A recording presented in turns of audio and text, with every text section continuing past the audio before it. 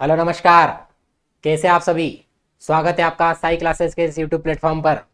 I hope आप हमारी दोनों सीरीजें प्राचीन और मध्यकालीन एंजॉय कर रहे होंगे। जैसे कि मैं आपसे प्राचीन इतिहास को लेकर 7 से 8 लेक्चर ले चुका हूँ, वहीं मध्यकालीन पे मैंने आपसे 4 से 5 लेक्चर ले लिए। 4 लेक्चर्स जिसमें मैंने मोहम्मद गजनवी, मोहम्मद गोरी और इन सब के बारे में बात करी थी। बाकी एमसीक्यू हमने देखा था 5वां लेक्चर।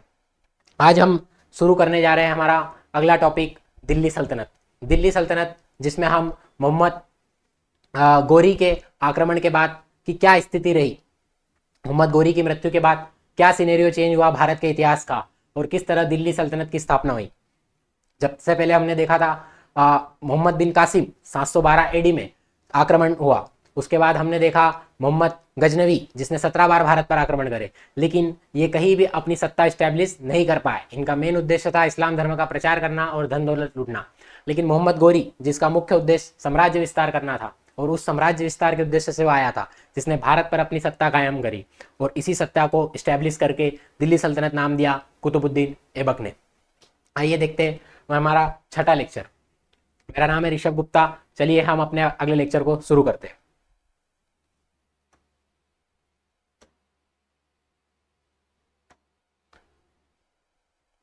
तो दिल्ली सल्तनत को समझने से पहले आपको ये फ्लो चार्ट पूरा दिमाग में होना चाहिए। क्या कहता है ये फ्लो चार्ट। दिल्ली सल्तनत की जो स्थापना करी थी वो करी थी कुतुबुद्दीन ऐबक ने करी थी। ये तो आपको पता ही है। लेकिन यहां मैं बात कर रहा हूं इस वंशावलियों के बारे में, ये क्रम कि दिल्ली सल्तनत में कौन कौन से वंश रहे। देखो, सबसे पहले गुलाम वंश, जिसी को हम क्या बोल देते हैं, दास वंश, या फिर हम मामलुक वंश के नाम से भी जानते हैं। ठीक है, दास वो होते हैं जो शासकों के द्वारा खरीदे जाते थे। मामलुक का अर्थ होता है स्वतंत्र माता पिता की संतान। तो गुलाम वंश, दास वंश 1206 से 1290 तक। संस्थापक कौन था, कुतुबुद्दीन ऐबक, ये तो पता होगा। लेकिन यहाँ के बाद आपको अंतिम शासक पता होना चाहिए कौन था, केकुबाद और क्यूमर्स। ठीक है, 1990 में कौन आता है, क्यूमर्स आता है। ये हो गया दिल्ली सल्तनत का गुलाम वंश। फिर गुलाम वंश के बाद कौन सा आता है, खिलजी वंश। खिलजी वंश 1290 से 1320, सन भी आपको पता होना चाहिए डायरेक्टली। जलालुद्दीन फिरोज खिलजी और नसीरुद्दीन खुसरो इसका अंतिम शासक। अंतिम शासक भी इंपॉर्टेंट हो जाता है। तुगलक वंश 1320 से 1414, गयासुद्दीन तुगलक और नसीरुद्दीन महमूद तुगलक कौन था, अंतिम शासक था। यहां तक आपको बात क्लियर है। क्या बात करी मैंने आपसे, गुलाम, खिलजी, फिर उसके बाद आपके तुगलक, सैयद और लोधी, ये 5 वंश इंपॉर्टेंट है। सबसे पहले गुलाम वंश 1206 से 1290, खिलजी वंश 1290 से 1320, तुगलक वंश 1320 से 1414, सैयद वंश 1414 से 1451 तक, और लोधी वंश 1451 से लेकर 1526 तक। मतलब हम यहाँ पर जो मेनली बात करने वाले हैं वो 1206 से लेकर 1526 तक की बात करने वाले हैं। और आज इस लेक्चर में मैं आपसे मुख्य रूप से बात करूंगा आपसे कुतुबुद्दीन ऐबक के बारे में। कुतुबुद्दीन ऐबक के बारे में जानेंगे, दिल्ली सल्तनत की स्थापना के बारे में जानेंगे। आज का जो हमारा लेक्चर बेस रहेगा वो किस पर रहेगा, कुतुबुद्दीन ऐबक पर रहेगा। तो गुलाम वंश, कुतुबुद्दीन ऐबक संस्थापक। खिलजी वंश, जलालुद्दीन फिरोज खिलजी, अलाउद्दीन खिलजी नहीं है, कौन है, जलालुद्दीन खिलजी है। तुगलक वंश, गयासुद्दीन तुगलक। सैयद वंश, खिज्र खां, सैयद वंश का संस्थापक कौन था, खिज्र खां, है ना। नसीरुद्दीन महमूद तुगलक कौन था, तुगलक वंश का अंतिम शासक। सैयद वंश का संस्थापक खिज्र खां, अंतिम शासक कौन सा, आलम शाह। लोधी वंश का शासक कौन, बहलोल लोधी, और अंतिम शासक कौन, इब्राहिम लोधी। आप इसका स्क्रीनशॉट ले सकते हैं, ये इंपॉर्टेंट टेबल है, क्योंकि यहाँ से आपके सारे क्वेश्चंस कवर हो जाएंगे। पहला शासक कौन था और अंतिम शासक कौन था, कितने वंश थे, और कौन कौन सा वंश का समय कौन कौन सा टाइम पीरियड तक था, ये आपके लिए इंपॉर्टेंट हो जाता है। क्लियर है, चलते आगे।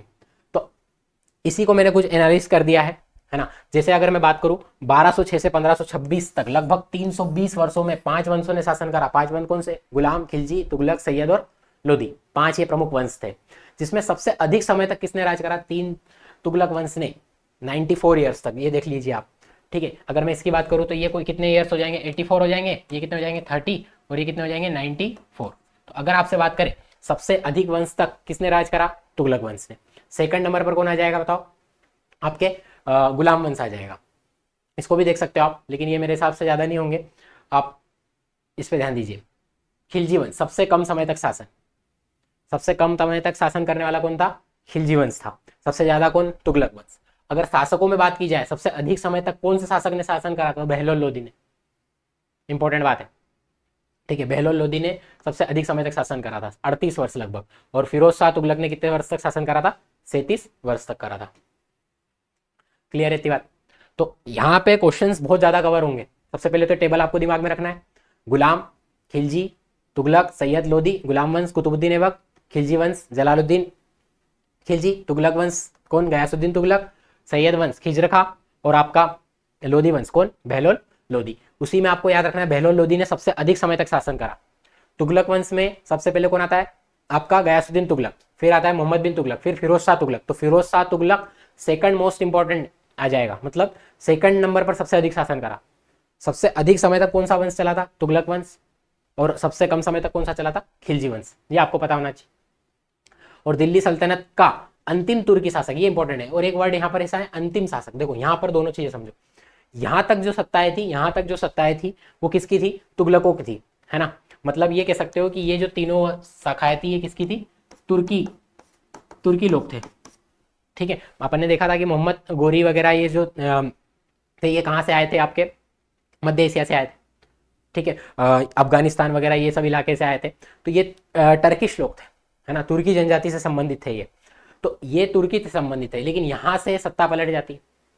ठीक है, तो ये अगर देखा जाए तो दिल्ली सल्तनत का आखिरी शासक आपका इब्राहिम लोदी हो जाएगा, लेकिन अंतिम तुर्की शासक आपसे अगर पूछ ले तो कौन हो जाएगा, नसीरुद्दीन महमूद तुगलक हो जाएगा। यहाँ तक बात आपको क्लियर होगी।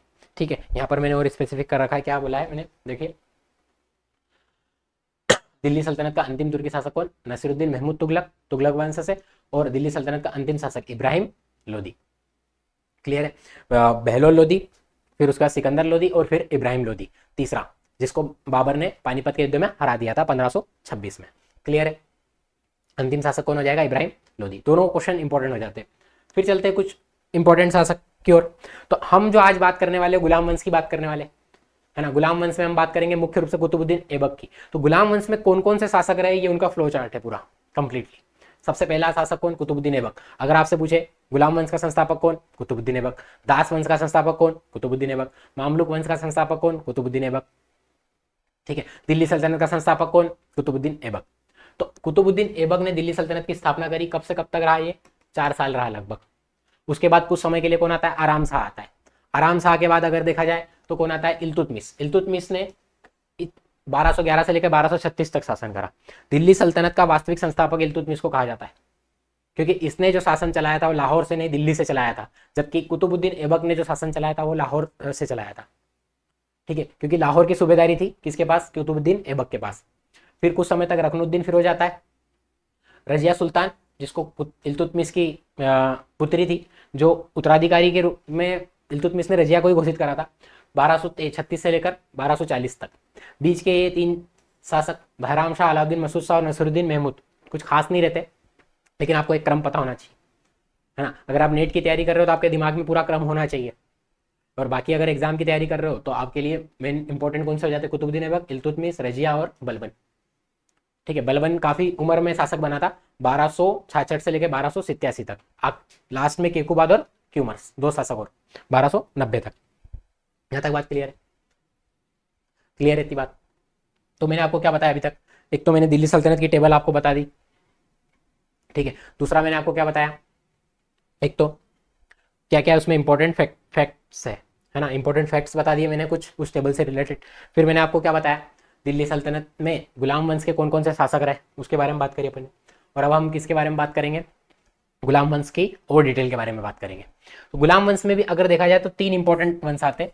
ठीक है, कुतबी, शमशी और बलबनी, है ना। आई होप आपको दिख रहा होगा ये चार्ट, नहीं तो मैं आपको पढ़ के बता दूंगा। कुतबी वंश से संबंधित था कुतुबुद्दीन ऐबक, कुतबी वंश से संबंधित था। क्लियर है, 1206 से 1210 तक कुतुबुद्दीन ऐबक और आराम शाह, मतलब ये जो 2 थे ये किससे संबंधित थे, कुतबी वंश थे। मतलब देखो गुलाम वंश के अंदर भी 3 अलग अलग वंश रहे, है ना। कुतबी, शमशी, शमशी से किसका संबंध रहा है, इल्तुतमिश का संबंध रहा है, और इल्तुतमिश के परिवार का, जैसे रकनुद्दीन फिरोज, रजिया, बहराम शाह, अलाउद्दीन मसूद शाह, नसरुद्दीन महमूद। ये सारे शासकों की लिस्ट हमने उधर देखी, और उसी को और कैटेगरी में करा गया है, कुतबी वंश, शमशी वंश और बलबनी वंश। बलबनी वंश मतलब बलबन के और उसके परिवार के लोग। क्लियर है बात। तो बलबन के 2 पुत्र थे, एक शहजादा महमूद और बुगरा खा। शहजादा महमूद का पुत्र था के खुसरो, और बुगरा खा के जो पुत्र थे वो कौन थे, केकुबाद और क्यूमर्स। आई होप ये आपको 2-3 चार्ट लगभग कंप्लीटली याद हो जाएंगे। जरूरी नहीं है ये याद रखो, लेकिन याद रखना इल्तुतमिश का संबंध किससे था, शमशी से था। और अगर आपसे और कोई चीज पूछ ले तो कौन सा तुर्क थे, इलबारी तुर्क थे। दो तरीके के तुर्क आएंगे, इलबारी और मामलुक। ठीक है, कुतुबुद्दीन ऐबक जो था वो इलबारी जनजाति से नहीं था, बाकी इल्तुतमिश का संबंध किससे था, इलबारी से था। याद रख सकते हो, ये कौन थे, इलबारी तुर्क। ठीक है, तो क्या क्या इंपॉर्टेंट बातें हो गई, लगभग 1206 से 1290 गुलाम वंश। ठीक है, गुलाम वंश जिसको दास वंश या मामलुक वंश भी बोलते हैं। ठीक है, क्या नाम है इसका, दास वंश या मामलुक वंश। क्लियर है इतनी बात। मामलुक मतलब होता है स्वतंत्र माता पिता की संतान। तो मैं आपसे बात कर रहा हूँ कुतुबुद्दीन ऐबक के बारे में। कुतुबुद्दीन ऐबक की अगर मैं बात करूँ तो दिल्ली सल्तनत का इसको हम संस्थापक बोल सकते हैं। इसके बाद में अगर मैं बात करूँ तो इसे काजी फखरुद्दीन ने किसके रूप में खरीदा था, दास के रूप में खरीदा था। और फिर इसे क्या कर दिया था, मोहम्मद गोरी को बेच दिया था। मोहम्मद गोरी ने इसे अमीर आखुर का पद दिया। अमीर आखुर के पद के बाद ये मोहम्मद गोरी के साथ रहा और काफी समय तक इसने कई युद्धों में मोहम्मद गोरी का साथ दिया। मोहम्मद गोरी के साथ देते थे, इसको सूबेदारी दी गई। लाहौर और देपालपुर इस जगह क्षेत्र की इनको क्या दी गई, सूबेदारी दी गई। किसकी बात कर रहा हूं मैं, कुतुबुद्दीन ऐबक की। कुतुबुद्दीन ऐबक को क्या दी गई, सूबेदारी दी गई, कहाँ की, लाहौर की। और ये इतना खरा उतरा, मतलब ये कह सकते हो कि कुतुबुद्दीन ऐबक जो था वो मोहम्मद गोरी का खास आदमी था। ठीक है, तो हम जानते हैं कुतुबुद्दीन ऐबक के बारे में। क्लियर है इतनी बात, कुतुबुद्दीन ऐबक के बारे में जानते हैं। तो कुतुबुद्दीन ऐबक की अगर बात करें तो ऐबक का अर्थ क्या होता है, चंद्रमा का स्वामी। ऐबक का अर्थ क्या होता है, चंद्रमा का स्वामी। ये जो मैंने अभी पॉइंट बोला, निशापुर के काजी फखरुद्दीन ने इसको किसके रूप में खरीदा था, दास के रूप में खरीदा था, है ना, दास के रूप में बिकने आते थे। ठीक है, तो कुतुबुद्दीन ऐबक को किसने खरीदा था, निशापुर के काजी फखरुद्दीन ने।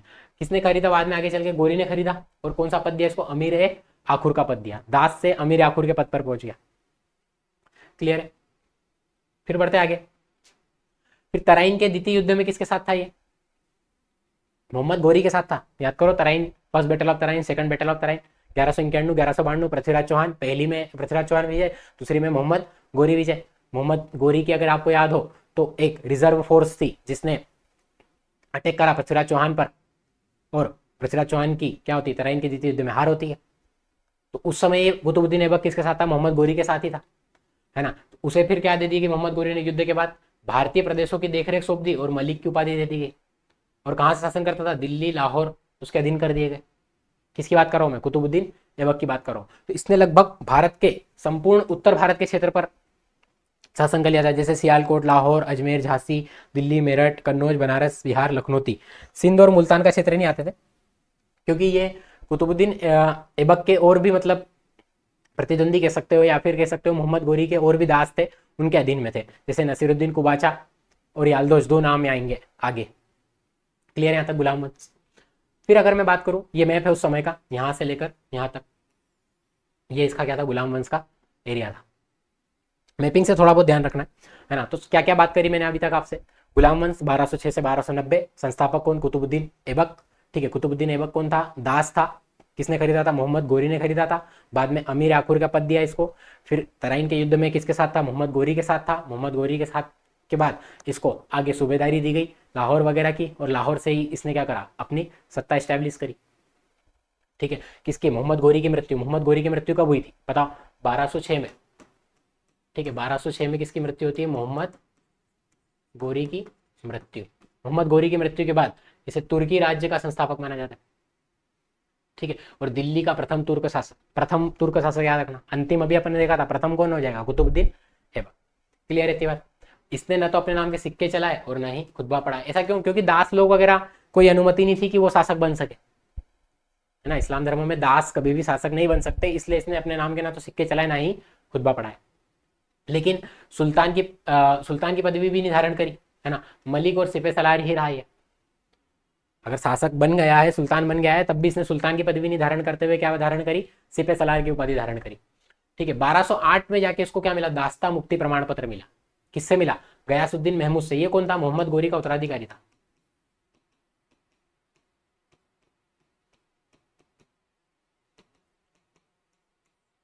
ठीक है, मोहम्मद गोरी का सक्सेसर कौन था, गयासुद्दीन महमूद था। गयासुद्दीन महमूद ने 1208 में इसे दास्ता से मुक्ति प्रमाण पत्र दे दिया। मतलब मोहम्मद गोरी का तो जिंदगी भर दास था ये, लेकिन आगे चलकर इसको दास्ता से मुक्त कर दिया मोहम्मद गोरी के उत्तराधिकारियों ने। राजधानी क्या, लाहौर। मैंने आपको बताया कहाँ से शासन करता था, लाहौर से शासन करता था। लाहौर से शासन करने के कारण ये दिल्ली सल्तनत का संस्थापक तो था, लेकिन दिल्ली सल्तनत का वास्तविक संस्थापक इल्तुतमिश था, क्योंकि उसने दिल्ली से शासन करा। क्लियर है इतनी बात। और यहीं पर क्या हो जाती है उसकी, 1210 में लाहौर में ही क्या हो जाती है, मृत्यु हो जाती है। कैसे मृत्यु होती है, घोड़े से गिरने से, है ना। तो घोड़े से अचानक गिर जाता है। कौन सा खेल खेल रहा था, पोलो नामक खेल खेल रहा था। तो ये क्वेश्चन कई बार आया हुआ है एग्जाम में कि पोलो खेल में अचानक घोड़े से गिरने के कारण किसकी मृत्यु हो जाती है, तो आपके कुतुबुद्दीन ऐबक की हो जाती है। क्लियर है इतनी बात। तो कुछ चीजें जो बहुत ज्यादा इंपॉर्टेंट है। अब देखते हैं कुतुबुद्दीन ऐबक के उत्तराधिकारियों ने कैसे चुनौती दी उसको। भाई मोहम्मद गोरी के और भी कई दास थे, उसमें सबसे ज्यादा योग्य कौन था, कुतुबुद्दीन ऐबक, लेकिन और भी 2 लोग थे जो योग्य थे और उन्हें उनकी जगह नहीं मिली थी। तो वो चुनौती किसको देने वाले थे, कुतुबुद्दीन ऐबक को। लेकिन कुतुबुद्दीन ऐबक ने किस तरीके से उन चुनौतियों का सामना करा, क्या नीति अपनाई, अपनी वैवाहिक नीति अपनाई, मतलब शादी कर ली उनसे। इसका सबसे पहला जो चैलेंजर था वो कौन था, सबसे पहला जो चैलेंजर था वो कौन था, याल्दोज, ताजुद्दीन याल्दोज। ठीक है, उसने क्या करा, उसकी लड़की से शादी कर ली। किसने, कुतुबुद्दीन ऐबक ने स्वयं ने क्या कर ली, ताजुद्दीन याल्दोज की पुत्री से शादी कर ली। दूसरा, अपनी बहन का विवाह नसीरुद्दीन कुबाचा से कराया। ठीक है, एक और चैलेंजर कौन था, कुबाचा। तो पहला तो भाई पहले से भी वैवाहिक संबंध स्टैब्लिश कर लिया, मतलब रिश्तेदारी हो गई, अब लड़ाई नहीं करना है। ठीक है, फिर अपनी सिस्टर का विवाह किससे करवा दिया उसने, नसीरुद्दीन कुबाचा से करवा दिया, ये भी एक वैवाहिक नीति हो गई। ठीक है, और लास्ट में अपनी पुत्री का विवाह इल्तुतमिश से करवाया। इल्तुतमिश भी आगे चल के बहुत बड़ा चैलेंजर हो सकता था, तो उसने अपनी पुत्री का विवाह कर दिया। आगे चल के यही दामाद और उत्तराधिकारी बनेगा, इल्तुतमिशी आगे चल के यही शासक बनेगा। तो क्या बात करी मैंने आपसे कि खुद ने ताजुद्दीन की पुत्री से विवाह कर लिया और अपनी सिस्टर का विवाह किससे कर दिया, हाँ, नसीरुद्दीन कुबाचा से, और लास्ट में अपनी पुत्री का विवाह किससे कर दिया, इल्तुतमिश से। इल्तुतमिश किसका दास था, ठीक है, कुतुबुद्दीन ऐबक का था। तो इल्तुतमिश को दासों का दास भी कहा गया है। ठीक है, आगे चलते कुछ और बातें कर लेते, कुतुबुद्दीन ऐबक की मूल्यांकन कर लेते। कैसा व्यक्ति था ये, एक तो योग्य सेनापति था, अचूक तीरंदाज था, साहसी और प्रतिभाशाली व्यक्ति था, है ना, अचूक तीरंदाज, है ना, माहिर था ये। फिर उदार शासक भी है, इसकी उदारता के कारण इसे लाख बख्श कहा गया है। लाखों का दान दिया था इन्होंने, किसने, कुतुबुद्दीन ऐबक ने, इसलिए लाख बख्श की उपाधि दी गई है। हाथियों को भी दान में दिया था, इसलिए इसे पील बख्श भी कहा गया। जब भी पील वर्ड आए समझ जाना क्या आएगा, हाथी के बारे में जिक्र हो, पील बख्श। फिर अगर मैं बात करूं आपसे और नेक्स्ट क्या है, कुरान की अत्यंत सुरीली आवाज में पाठ करने के कारण इसे कुरान खा भी कहा गया। तीनों नाम इंपॉर्टेंट हो गए अब तक। सबसे पहला नाम क्या हो गया बताओ, लाख बख्श, लाखों का दान करने के कारण। हाथियों का दान करने के कारण क्या, पील बख्श। और कुरान खा, कुरान खा क्यों बोलते थे इसको, क्योंकि कुरान का अत्यंत सुरीली आवाज में पाठ कर लेता था। एक व्यक्ति थे उसके दरबार में, हसन निजामी, जिन्हें ताजुल मासिर लिखी है। किताब का नाम क्या है, ताजुल मासिर, है ना। उसमें इन्हें क्या बताया गया, द्वितीय हातिम कहा है। किसके बारे में बात हो रही है यहाँ पर, कुतुबुद्दीन ऐबक के बारे में। क्लियर है। फिर हसन निजामी दरबार में थे, ताजुल मासिर लिखी, और फक्र मुदब्बिर, उन्होंने क्या लिखी, अदाब उल हर्ब लिखी। दोनों किताबें भी इंपॉर्टेंट हो जाती है। यहाँ तक बात आपको आई होप क्लियर होगी। फिर चलते आगे, एक और व्यक्ति है ना, इख्तियारुद्दीन महमूद बिन बख्तियार खिलजी। आपने अभी तक इसी का नाम यहाँ तक सुना होगा, बख्तियार खिलजी के बारे में। यहाँ तक तो अपना क्या होता है, कंप्लीट होता है। गुलाम वंश में कुतुबुद्दीन ऐबक, कुतुबुद्दीन ऐबक से इससे रिलेटेड कोई अलग पॉइंट नहीं है। क्या आप देखा हमने, सबसे पहले अगर मैं और पीछे जाऊं तो अरबों का आक्रमण, मोहम्मद बिन कासिम 712 AD। फिर उसके बाद हमने क्या देखा, तुर्क आक्रमण, मोहम्मद गजनवी, ठीक है, सुबुक्तगिन मोहम्मद गजनवी, याद हो तो आपको। फिर उसके बाद मोहम्मद गोरी, मोहम्मद गोरी का दास कौन बना आप बताओ, कुतुबुद्दीन ऐबक। कुतुबुद्दीन ऐबक ने क्या स्थापना करी, दिल्ली सल्तनत की स्थापना करी। कुतुबुद्दीन ऐबक के बाद कौन आएगा, आराम शाह, लेकिन जैसा इसका नाम है ये आराम ही करता रहता है। 8 माह तक इसने शासन करा, कुछ खास रहा नहीं। बाद में इल्तुतमिश ने इसको पराजित करा और अपनी सत्ता स्टैब्लिश करी।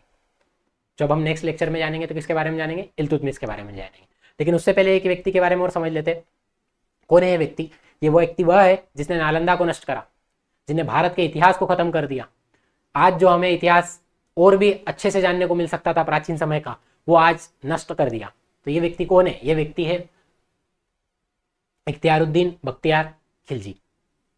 इसने क्या करा, बिहार और बंगाल पर आक्रमण करा।